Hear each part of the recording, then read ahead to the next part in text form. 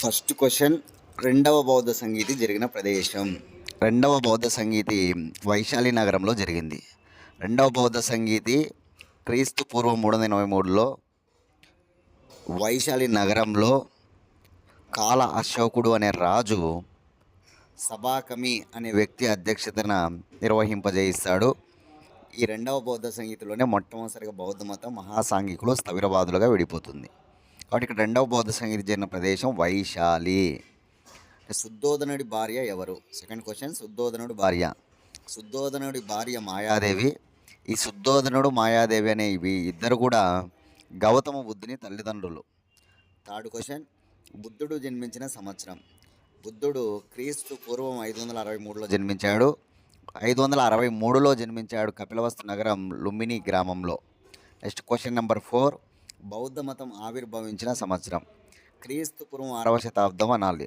ఒక బౌద్ధ జైన మతాలు రెండు కూడా క్రీస్తుపురం 6వ శతాబ్దం అనమాట. క్వశ్చన్ నెంబర్ 5, బౌద్ధ మతం స్వీకరించడానికి క్రింది వానిలో ఎవరు అనర్హులు? చూడండి, బౌద్ధ మతం స్వీకరించడానికి క్రింది వానిలో ఎవరు అనర్హులు అంటే కనుక ఇక్కడ వ్యాధిగ్రస్తులు అనర్హులు అనమాట. క్వశ్చన్ నెంబర్ 6, జైన మతం మొత్తం తీర్థంకరుల సంఖ్య ఎంత? చూడండి, జైన మత గురువులను తీర్థంకరులు అంటారు. మొత్తం తీర్థంకరులు 24 మంది ఉంటారు. 24 మంది. మొదటి తీర్థంకరుడు వృషభనాథుడు, చిహ్నము ఎద్దు అనమాట. రెండవ తీర్థంకరుడు అజితనాథుడు. మూడవ తీర్థంకరుడు సాంబవనాథుడు. 4వ తీర్థంకరుడు అభినందవనాథుడు. 23వ తీర్థంకరుడు పార్శ్వనాథుడు. 24వ తీర్థంకరుడు వర్ధమాన మహావీరుడు. జైన మత నిజమైన స్థాపకుడు వర్ధమాన మహావీరుడు అనమాట. నెక్స్ట్, వర్ధమాన మహావీరుడు ఏ తెగకు చెందినవాడు? చూడండి, వర్ధమాన మహావీరుడు జ్ఞాత్రిక తెగకు చెందినవాడు. అదే బుద్ధుడైతే శాక్య తెగకు చెందినవాడు. అందుకే అతన్ని శాక్య మహాముని అంటారు బుద్ధుడిని. ఇక్కడ జైన మత స్థాపకుడైన వర్ధమాన మహావీరుడు జ్ఞాత్రిక తెగకు చెందినవాడు. నెక్స్ట్, వర్ధమాన మహావీరుడు ఏ వర్ణానికి చెందినవారు? చూడండి, వర్ధమాన మహావీరుడు క్షత్రియ వర్ణం. గౌతమ బుద్ధుడైన వర్ధమాన మహావీరుడైన వీళ్ళిద్దరు కూడా క్షత్రియ వర్ణం అనమాట. నెక్స్ట్, వర్ధమాన మహావీరుని కుమార్తె ఎవరు? వర్ధమాన మహావీరుని కుమార్తె ప్రియదర్శిని. ఈ ప్రియదర్శిని అనోగ్ని అని కూడా పిలుస్తారు, అనోగ్ని. నెక్స్ట్, గౌతమ బుద్ధుడు ఏ తెగకు చెందినవాడు? గౌతమ బుద్ధుడు శాక్య తెగకు చెందినవాడు, శాక్య తెగ. వర్ధమాన మహావీరుడు ఎన్ని రోజుల అనంతరం జ్ఞానోదయం పొందాడు? చూడండి, వర్ధమాన మహావీరుడు తన 30వ ఏట ఇంటి నుంచి బయటికి రావడం, తర్వాత 42వ ఏట జ్ఞానోదయం పొందడం జరిగింది. అక్కడ ఎన్ని రోజులు తర్వాత జ్ఞానోదయం పొందాడు అంటే మాత్రం 84 రోజులు అనమాట. బుద్ధుడైతే 48 రోజులు, వర్ధమాన మహావీరుడైతే 84 రోజులు అంటున్నారు. అదేవిధంగా వర్ధమాన మహావీరుడు ఏ చెట్టు కింద జ్ఞానోదయం పొందాడంటే సాల్ లేదా గుగ్గిలం అనే చెట్టు కింద. జుంబిక అనే గ్రామంలో రిజుపాలిక నది తీరాన జ్ఞానోదయం పొందినవాడు వర్ధమాన మహావీరుడు అనమాట. నెక్స్ట్ క్వశ్చన్, సల్లేఖన వ్రతం అనగా? సల్లేఖన వ్రతం అంటే ఉపవాసాలు ఉంటూ తనువును చాలించడం. ఆప్షన్ 2, ఉపవాసాలు ఉంటూ తనువును చాలించడం సల్లేఖన వ్రతం. అది జైన మతంలో కనిపిస్తుంది. దీన్ని పాటించి చనిపోయిన గొప్ప చక్రవర్తి చంద్రగుప్త మౌర్యుడు. క్వశ్చన్ నెంబర్ 13, వర్ధమాన మహావీరుడు ఏ రాజ్యానికి చెందినవాడు? వర్ధమాన మహావీరుడు వైశాలి రాజ్యానికి చెందినవాడు. నెక్స్ట్ క్వశ్చన్ నెంబర్ 14, వర్ధమాన మహావీరుని బిరుదు ఏంటి?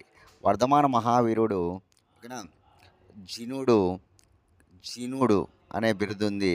కైవల్యుడు అని కూడా పిలుస్తారు. ఓకేనా, ఇక్కడ ఆన్సర్ జినుడు పెట్టుకోవాలి, కైవల్యుడు కాదు. బిరుదు అయితే కనుక జినుడు. నెక్స్ట్ క్వశ్చన్ నెంబర్ 15, గౌతమ బుద్ధునికి గల పేరు క్రింది వానిలో ఏది? గౌతమ బుద్ధుడికి తథాగతుడు అని పిలుస్తారు. ఆన్సర్ తథాగతుడు. అతన్ని ఆసియా జ్యోతి కూడా అంటారు అన్నమాట. గౌతమ బుద్ధుడిని ఆసియా జ్యోతిగా గౌతమ బుద్ధుడిని ఎవరన్నారంటే కనుక ఎడ్విన్ ఆర్నాల్ట్ అన్నాడు. నెక్స్ట్ క్వశ్చన్, వర్ధమాన మహావీరునికి జ్ఞానోదయం ఎన్నవ ఏట అయినది? వర్ధమాన మహావీరుడు ఇంటి నుంచి వెళ్ళింది 30వ ఏట. ఆయన జ్ఞానోదయం అయ్యింది 42వ ఏట. ఆయన చనిపోయింది 72 సంవత్సరాల వయసులో. 72 సంవత్సరాలకి చనిపోయినాడు అనమాట. నెక్స్ట్ క్వశ్చన్ నెంబర్ 17, వర్ధమాన మహావీరుని తల్లి పేరేమిటి? వర్ధమాన మహావీరుని తల్లి త్రిశాలి. ఇక తండ్రి సిద్ధార్థుడు, తల్లి త్రిశాలి. తండ్రి సిద్ధార్థుడు, తల్లి త్రిశాలి. భార్య యశోద, కుమార్తె అనోగ్ని. భార్య యశోద, కుమార్తె అనోగ్ని. Next question number 18. వర్ధమాన మహావీరుడు ఎక్కడ జన్మించాడు? వర్ధమాన మహావీరుడు బీహార్లోని వైశాలి నగర కుందన గ్రామం. బీహార్లోని వైశాలి నగరం కుందన గ్రామం. అదే బుద్ధుడు ఎక్కడ జన్మించాడంటే కనుక బుద్ధుడు కపిలవస్తు నగరం లుంబిని గ్రామం నేపాల్లో. కపిలవస్తు నగరం లుంబిని గ్రామం నేపాల్లో. Next question number 19. మొదటి బౌద్ధ సంగీతి జరిగిన సంవత్సరం. మొదటి బౌద్ధ సంగీతి 483. అసలు బౌద్ధ సంగీతులు అంటే ఏమిటంటే కనుక బుద్ధుడు చనిపోయిన తర్వాత బౌద్ధ మత వ్యాప్తి చేయడానికి చేయబడినటువంటి సమావేశాలే బౌద్ధ సంగీతులు అనమాట. బౌద్ధ సంగీతులు మొత్తం 4 జరుగుతాయి. ఫస్ట్ది 483 క్రీస్తు పూర్వం, రెండవది 383 క్రీస్తు పూర్వం, మూడవది 250 క్రీస్తు పూర్వం, నాలుగవది 1వ శతాబ్దం అనమాట. కాబట్టి ఈ 4 సంవత్సరాలు మీరు నోట్ చేసుకోండి. Next question number 20. బౌద్ధ మతంలో చేరిన తొలి స్త్రీ ఎవరు? బౌద్ధ మతంలో చేరిన తొలి స్త్రీ గౌతమి అనమాట.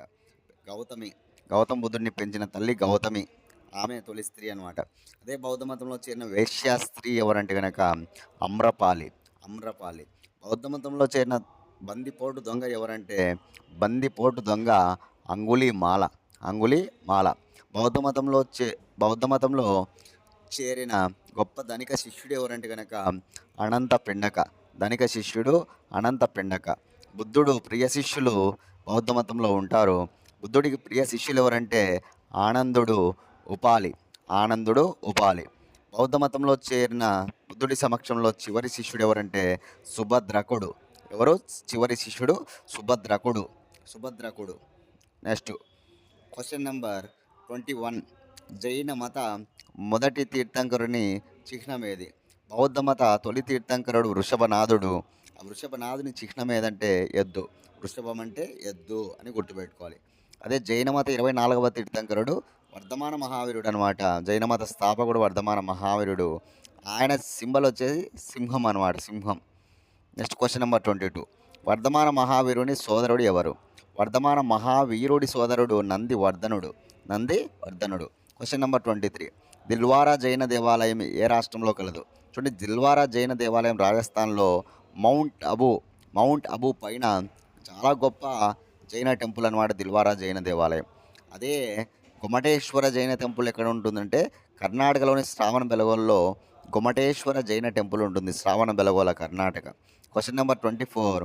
బౌద్ధ మత ప్రధాన విశ్వవిద్యాలయమైన నలంద విశ్వవిద్యాలయ స్థాపకుడు ఎవరు?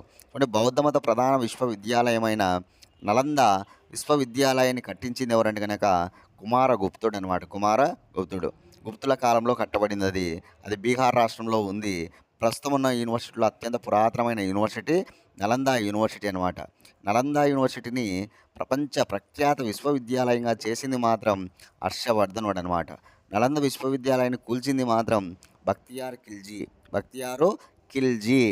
అది గుర్తుపెట్టుకోవాలి. నెక్స్ట్ మొట్టమొదటి జైన పరిషత్ ఎక్కడ జరిగింది? మొట్టమొదటి జైన పరిషత్తు వల్లభిలో జరిగింది. ఎక్కడ జరిగింది? వల్లభి. నెక్స్ట్ క్రింది వానలో సరికానిది అది?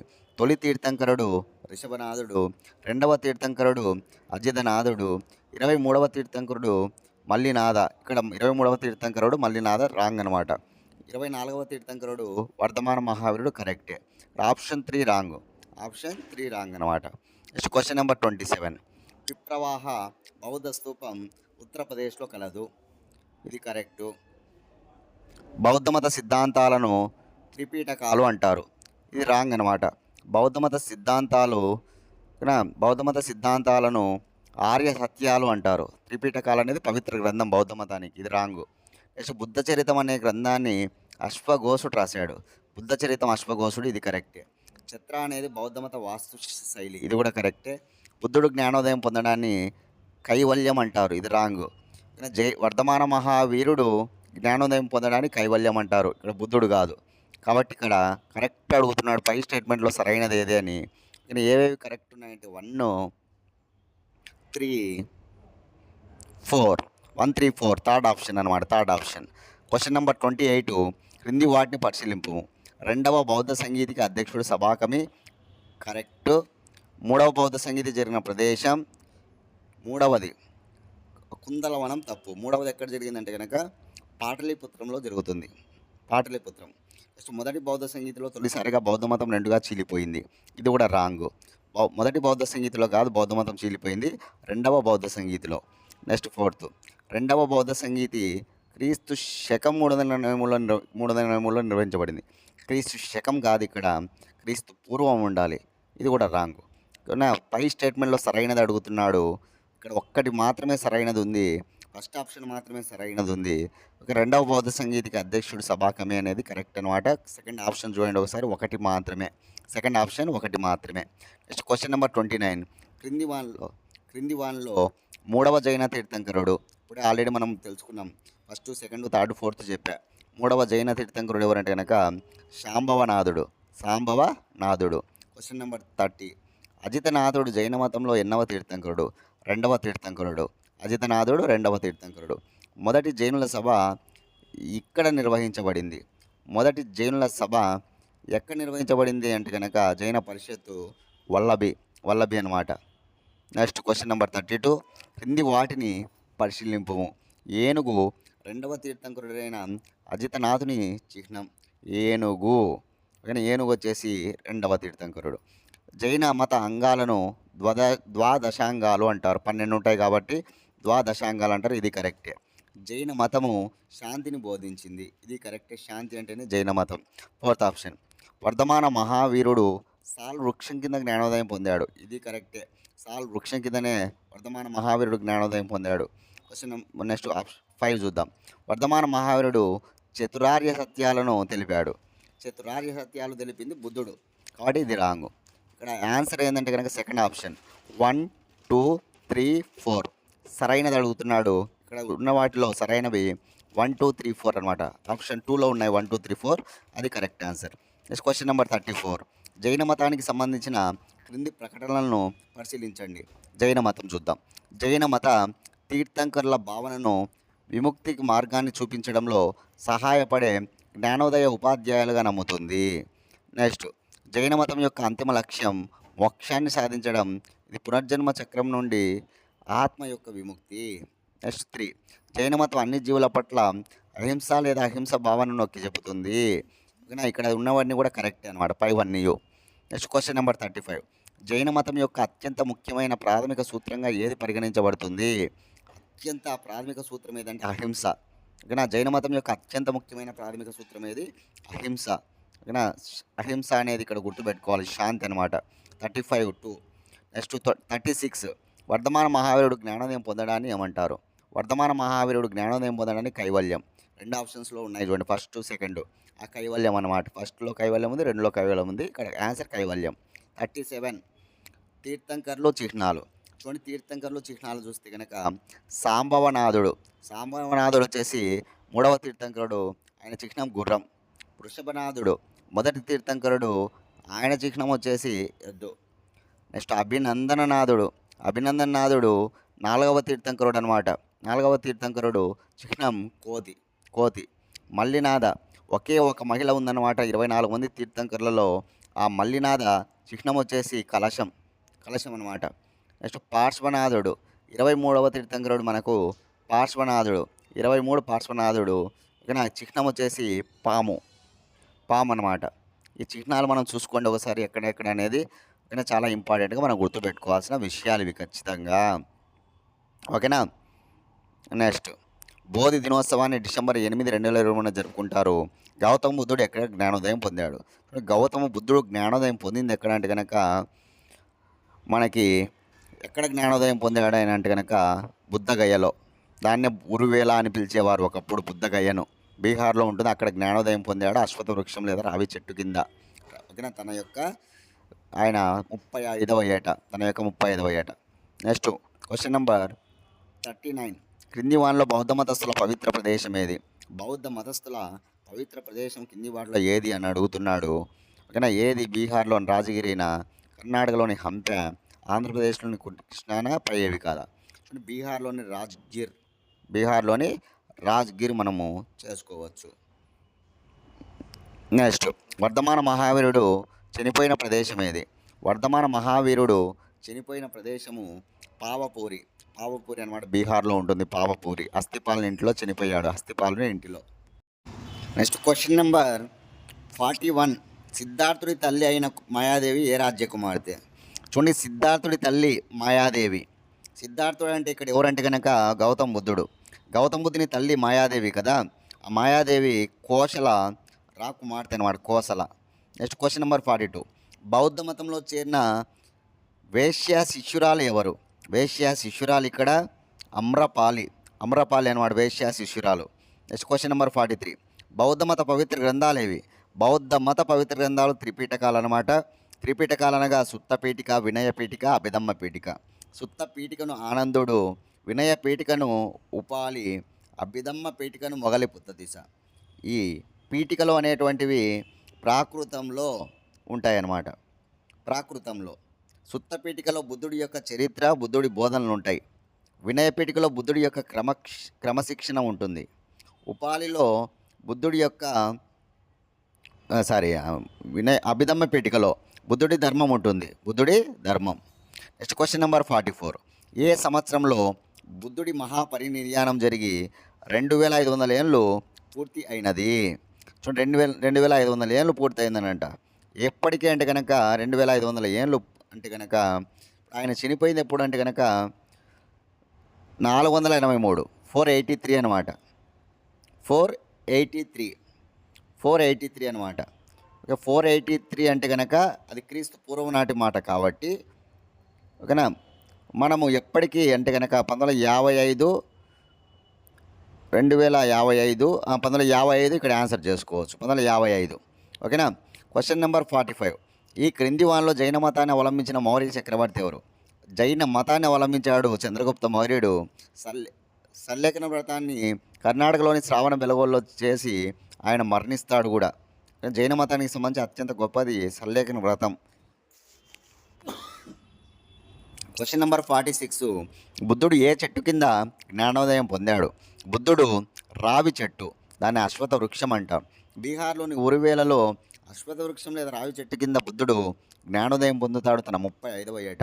ఆ ఉరువేల అనేది ఇప్పుడు బుద్ధగయగా పిలువబడుతూ ఉంది. అశ్వత్థ వృక్షం లేదా రావి చెట్టు అనేది బోధి వృక్షంగా పిలువబడుతూ ఉంది. ఈ సిద్ధార్థుడు గౌతమ బుద్ధుడిగా పిలువబడుతున్నాడు.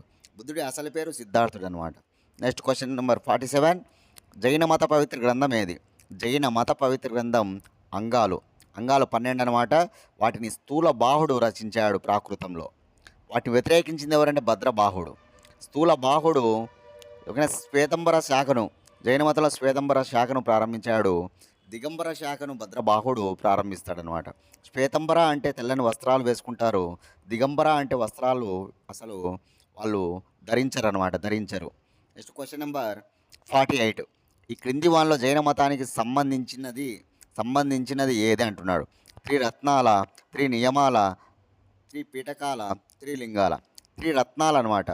ఏంటి 3 రత్నాలు అంటే కనుక సరైన విశ్వాసం, సరైన జ్ఞానం, సరైన నడవడిక. విశ్వాసం అంటే నమ్మకం, సరైన నమ్మకం, సరైన జ్ఞానం, సరైన నడవడిక.